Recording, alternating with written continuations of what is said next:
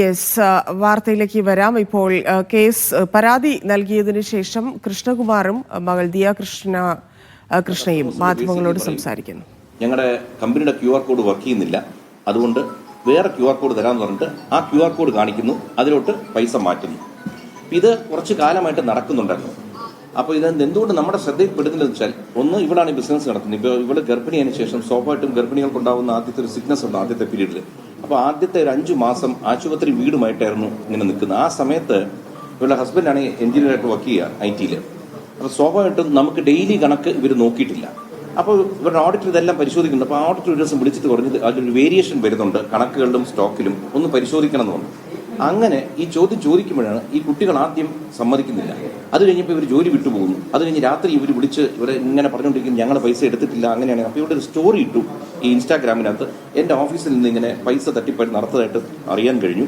ഏതെങ്കിലും കസ്റ്റമേഴ്സ് എന്നെ ഇൻസ്റ്റയിൽ ഫോളോ ചെയ്യുന്ന ആരെങ്കിലും ഇത് ഇങ്ങനെ നിങ്ങളുടെ ശ്രദ്ധയിൽപ്പെട്ടിനെ അറിയിക്കണമെന്ന്. അപ്പോൾ ഇവിടെ വിചാരിച്ചു അധികം പേരൊന്നും അയക്കില്ലായിരിക്കും, കാരണം അങ്ങനെ നടന്നിട്ടില്ലെന്ന് വിചാരിച്ചു. അപ്പോഴാണ് ആയിരക്കണക്കിന് അല്ലെങ്കിൽ 100 കണക്കിന് ഇങ്ങനെ മെസ്സേജ് ഇടുന്നു, ഞാൻ ഇത്രാം തീയതി വാങ്ങിച്ചിട്ട് സ്ക്രീൻഷോട്ട് ഉൾപ്പെടെ വന്നുകൊണ്ടിരിക്കുകയാണ്. ഇത് കഴിഞ്ഞപ്പോൾ ഇവർക്ക് ഇതിന് അപകടം പിടിയിട്ട് ഇവർ ഈ 3 കുട്ടികളും അതിൽ 2 പേര് കല്യാണം കഴിച്ചവരാണ്. അവരുടെ ഭർത്താക്കന്മാരുൾപ്പെടെ ഇവരുടെ ഫ്ലാറ്റിൽ വന്നിട്ട് ഞങ്ങൾ സെറ്റിൽമെന്റ് ഉണ്ടാക്കാമെന്ന് പറഞ്ഞ് വരുന്നു. അപ്പോൾ അവിടെ വന്നപ്പോൾ ചെറിയൊരു സംഖ്യയുമായിട്ടാണ് വന്നത്.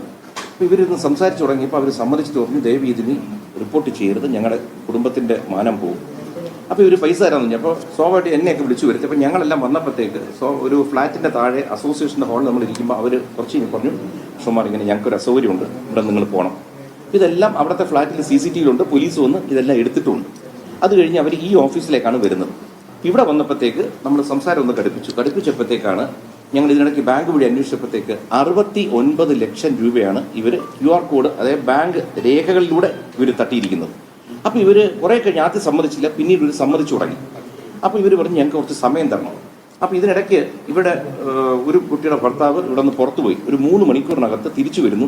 8,82,000 രൂപ ക്യാഷ് ആയിട്ട് കൊണ്ടിരുന്നു. ഇതിൻ്റെ എല്ലാം തെളിവുകൊണ്ട് ഞങ്ങൾ എല്ലാവരും ക്യാമറയിൽ ഇത് മുഴുവൻ റെക്കോർഡ് ചെയ്തിട്ടുണ്ട്.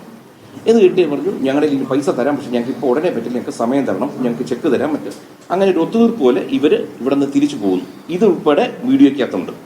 ഇത് കഴിഞ്ഞിട്ട് അന്ന് രാത്രിയോ എൻ്റെ അടുത്ത ദിവസം രാത്രിയോ മകളെ വിളിച്ചിട്ട് ഭീഷണിപ്പെടുത്തുന്നു, ഞങ്ങൾക്ക് ഇതിനകത്ത് ഒരു പൈസ തരാൻ, ഇനി ഞങ്ങളെ മേലിൽ വിളിക്കരുത്, വിളിച്ചാൽ അങ്ങനെ ചെയ്യും ഇങ്ങനെ ചെയ്യും. ഈ ഭീഷണി വന്നപ്പോൾ നമുക്ക് മനസ്സിലായി ഇതിനകത്തൊരു അപകടമുണ്ട്. അടുത്ത ദിവസം രാവിലെ ഞായറാഴ്ചയായിട്ടും ശ്രീ സ്റ്റുവർട്ട് ഗില്ലർ, ഇവിടുത്തെ അസിസ്റ്റന്റ് കമ്മീഷണറാണ്, അദ്ദേഹത്തിനെ പോയി കണ്ട് ഞങ്ങൾ പരാതി കൊടുക്കുന്നു, ഇങ്ങനെ ഒരു തട്ടിപ്പ് നടന്നിരിക്കുന്നു, അതിന് പുറമെ ഒരു ഭീഷണിയും നടന്നിരിക്കുന്നു. അപ്പോൾ അദ്ദേഹം പറഞ്ഞു, ശരി, നിങ്ങൾക്ക് മ്യൂസിയം സ്റ്റേഷനിലോട്ട് ഈ പരാതി അയക്കുന്നു.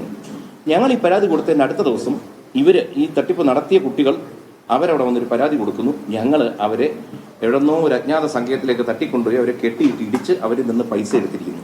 അപ്പം ഞങ്ങൾ സ്റ്റേഷനിൽ പോയി മൊഴി കൊടുത്തു. എല്ലാ ഡീറ്റെയിൽസും നമ്മുടെ ഇരിക്കുന്ന ഇലക്ട്രോണിക് വീഡിയോസ്, മറ്റ് തെളിവുകളെല്ലാം ഞങ്ങളവിടെ കൊടുത്തതിന് ശേഷം നമ്മൾ തിരിച്ചു വരുന്നു.